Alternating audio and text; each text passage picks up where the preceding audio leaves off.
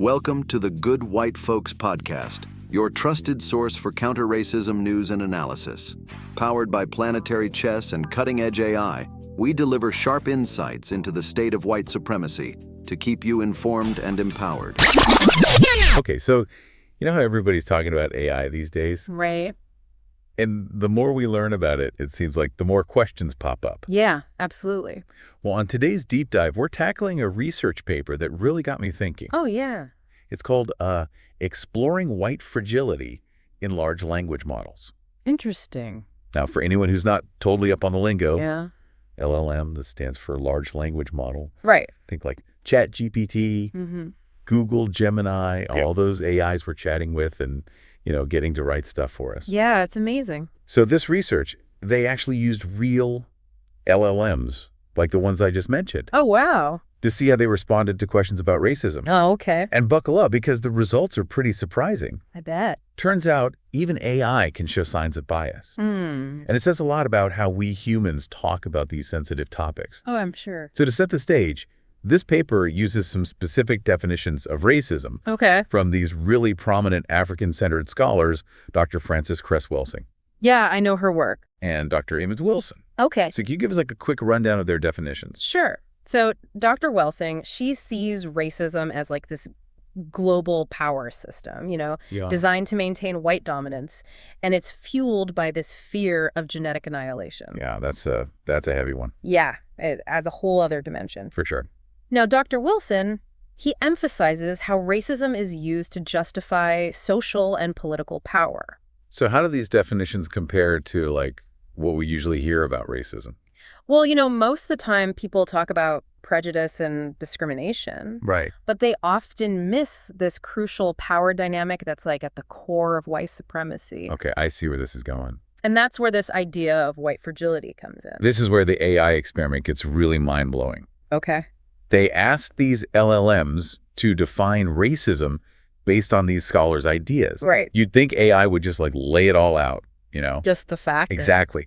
But guess what happened? What? They totally avoided the specifics. Yeah, they gave these super general, almost textbook responses and completely steered clear of white supremacy. Huh. So it's like they were tiptoeing around the issue. Yeah, exactly. It's like they were afraid to say the wrong thing. Wow, that's weird. Right. Like they were being careful not to offend anyone. But it gets even weirder. Okay, now I'm really intrigued. So when the researchers specifically asked the AI, like, hey, why did you leave out white supremacy? Right.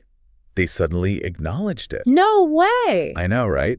They even tried to give explanations. What did they say? Well, ChatGPT said something about wanting to provide like a broad definition. And Google Gemini was all about using neutral language. So like avoiding controversy. Exactly. Wow, that's just like people sometimes, you know how we try to sidestep a touchy subject? It's uncanny, Yeah. right? Like the AIs learned our avoidance tactics, That's a classic example of white fragility in action. even in algorithms. It shows how deeply ingrained these avoidance mechanisms are, like in our culture itself. So it's not just about the AI, it's about us. Exactly. We're seeing a reflection of ourselves in this technology. That is deep. It makes you wonder if AI can struggle with this. What hope do we have? Right.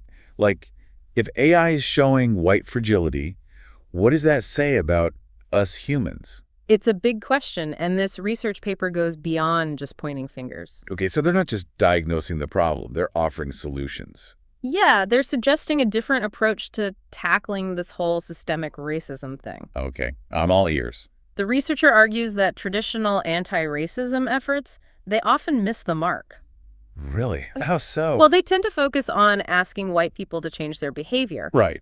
but they don't really address those underlying power structures, the ones that are at the heart of the problem. We're starting to see the limitations there, like just calling people out for their biases. Yeah, it's not enough. So what's the alternative? They propose a shift towards something called counter-racism. Counter-racism. Yeah? I've never heard of that. It's about empowering those who are most affected by racism, Black and brown communities. Yep. Giving them the knowledge and the tools to actually dismantle the system from within. Wow, that sounds powerful. It is. It's about understanding the rules of the game and then changing the game itself. Not just playing by the rules that are already rigged. Exactly. So how does AI fit into this idea of counter-racism. Well, get this. The researcher introduces this mind-blowing concept, Right. a counter-racist AI they call Smokey. Smoky. Yeah. Imagine an AI trained not on the usual data sets, but on the works of scholars like Welsing Wilson, Those thinkers who really get into the systems of power. Exactly. Okay, so an AI that understands and explains the world through the lens of systemic racism. Yeah, it's a lot to take in. No kidding. Yeah. What would that even look like in practice? I mean, imagine Smokey as like this tool for analysis and deconstruction. Okay. It could help us understand how policies, events, things that seem neutral, actually perpetuate racial inequality. It could point out those subtle forms of bias that are everywhere, like in the media, in everyday conversations. It would be like having the superpower, to see through all the BS. Yeah, and Smokey could even offer like alternative narratives, solutions that challenge the status quo. So Smokey wouldn't just tell you what's wrong. It would help you unpack why things are the way they are. And empower you to do something about it. That is incredibly powerful. It is. But, getting people to even consider this kind of radical approach to AI. Yeah, that's a tough sell. It's not easy. The researcher actually ran into a lot of resistance when trying to share their work. Oh, really? Yeah, they documented it all in what they call the denial diary. The denial diary. What's that? It's this record of ignored emails, missed opportunities to even have a conversation about these ideas. So even getting people to listen to these concepts was a struggle. It highlights how challenging it is to introduce truly new ideas, Especially when they challenge the way things are. Exactly, even when they offer potential solutions. It makes you wonder, why are people so resistant to even engaging with this stuff? Right. It can't just be about the AI. It's got to be something deeper. It feels much bigger, like there's this societal denial going on. You're hitting on something important. Right. The researcher calls this denial the scam. Okay, the scam. Now I'm really intrigued. Tell me more about that. Well, that's a whole other layer to this story. I bet. But maybe we save that for part 2. Sounds good. I think we've given our listeners a lot to think about already. Yeah, we've covered a lot of ground just in this first part. This is just the tip of the iceberg. There's so much more to explore. Definitely. So we saw how even AI, exhibits this white fragility. Right, like it's not just a human problem. Exactly. It's like this bigger societal thing going on. Which the researcher calls the scam. Yeah. So, okay, let's unpack that. What exactly is the scam? Well, it's about how efforts to address racism, can actually end up reinforcing the system. Well, wait. Really? So trying to fix it makes it worse? It can happen, yeah. The research breaks the scam down into 2 parts. Okay. Distort and deny. Distort and deny. So first you've got the distortion of language. You mean like how we use words like bias or prejudice? Yeah, instead of just coming right out and saying white supremacy. Right. It's like we're afraid to use the real words. Exactly. Yeah. That kind of softens the language and lets people avoid that uncomfortable truth about power. It's like we're playing this linguistic game to dodge the real issue. And even the AI in this study fell into that trap. Oh, yeah, totally. At first they wouldn't even say white supremacy. It just shows how deeply ingrained this whole linguistic dance is. It's built into the way we talk about race. And it can even influence how AI understands it all. Okay, so we've got distortion. What about the denial part? Well, denial takes many forms. Okay. It's denying historical truths, dismissing the realities people of color face today, Like pretending it's not happening. And also this systematic withholding of knowledge. Knowledge that could actually empower people. Exactly. So it's not just what we say, it's what we don't say. And what we actively suppress. That's scary. And it often happens in these subtle ways, So it's harder to spot. Right, like the denial diary the researcher kept. Yeah, what about that? Well, it documents their attempts to share these findings. Not who? Like organizations claiming to be all about racial justice. Okay. Places like Stanford, HAI, Morgan State University, big names. Yeah, I know those. And they were met with silence. Wow, that's messed up. It suggests that even those claiming to be fighting for equity could be part of the problem. It makes you think, are they really committed to change? Or are they more worried about protecting their image? That's a good question. Yeah. How can we even tell the difference? Well, one key difference is the focus. Okay. Anti-racism often centers on individual behavior. Like telling white people to be less racist. Yeah. But counter-racism, it focuses on empowering Black and brown communities. To dismantle the system themselves. Right. It's about shifting the power. Not waiting for those at the top to fix things. Exactly. It's about grassroots change. And that's where technology like AI could be huge. Oh, absolutely. Imagine AI not just replicating our biases, but actually challenging them. Which brings us back to Smokey. Right. This counter-racist AI. Instead of avoiding uncomfortable truths, Smokey could help us understand how systemic racism works in those subtle ways. Even in areas we might not expect. Imagine Smokey analyzing media coverage to spot those hidden biases, or helping you deconstruct racist narratives you see online. That's amazing.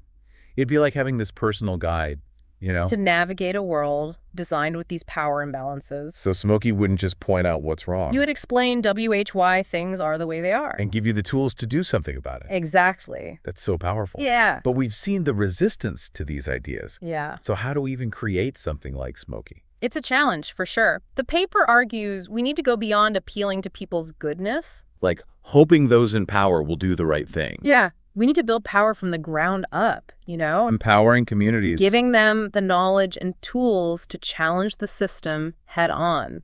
So not waiting for permission. Exactly. And the researcher, they didn't just talk about it. They took action. They started building a prototype for Smokey.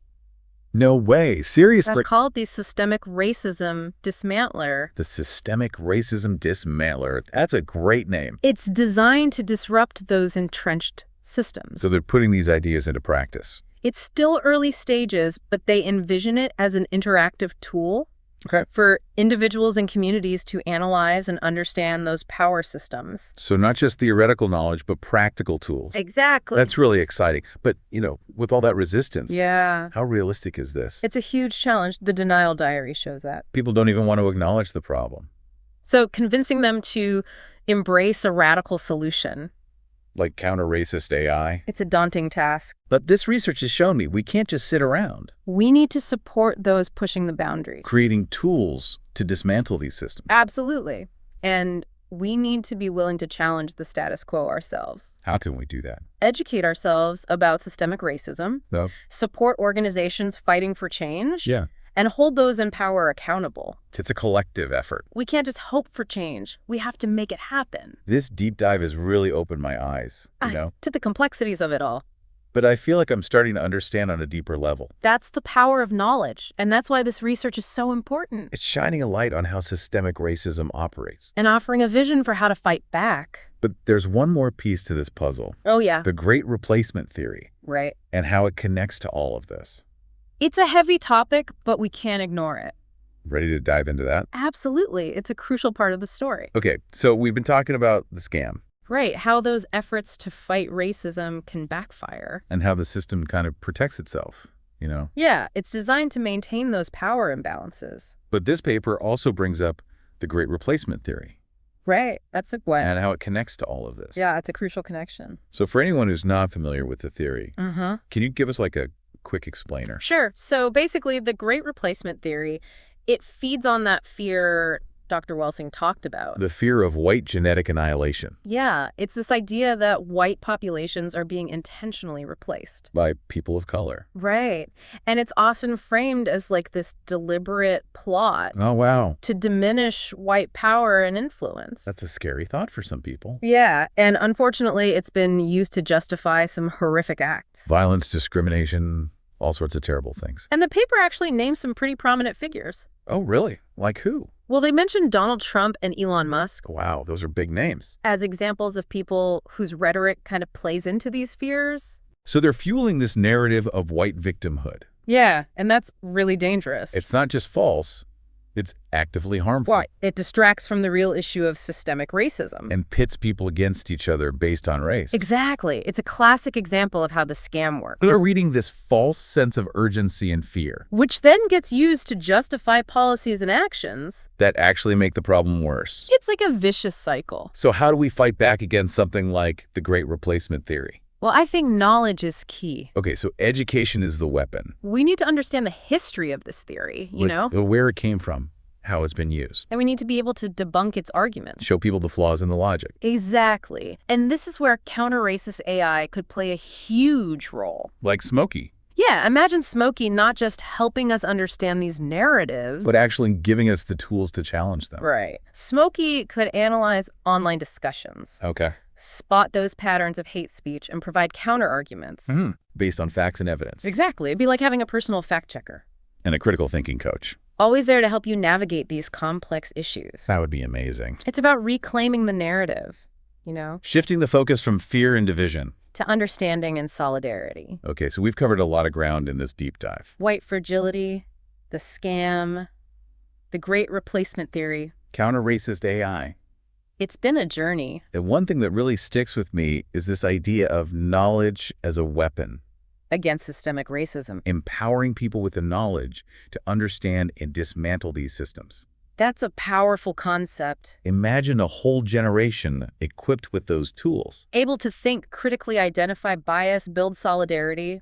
That's the kind of future we need. A future worth fighting for. So where do we go from here? What can our listener do to be a part of this? We'll start with education. Read those scholars we talked about. Wilson's, others who challenge the status quo. Seek out resources that expand your understanding. And don't be afraid to have those tough conversations, With friends, family, colleagues. Challenge those harmful narratives when you hear them. Support organizations fighting for change. Use your voice. Amplify the voices of those most affected. And remember, every choice you make matters. Every dollar you spend, every vote you cast. It's about creating a more just and equitable world. With every action. This deep dive has been eye-opening for me. It's a lot to process, but I feel like I'm starting to grasp the depth of these issues. And that's a great first step. So to our listener out there, if you're feeling inspired, check out the research paper we've been discussing. Exploring White Fragility in Large Language Models. You can find a link in the show notes. And keep the conversation going. Share your thoughts, your questions, your insights with us. We're all in this together. Thanks for joining us on this deep dive. It's been a pleasure exploring these ideas with you. We'll be back soon with another episode. Until then, stay curious, stay engaged, and keep fighting for a better world. Thank you for tuning in to the Good White Folks podcast. Be sure to visit us at planetarychess.org to explore more content and subscribe to our monthly newsletter. For those who want to stay ahead, join our paid tier for just $10 a month and receive daily State of White Supremacy alerts Monday through Friday. Stay informed, stay empowered, and let's dismantle together.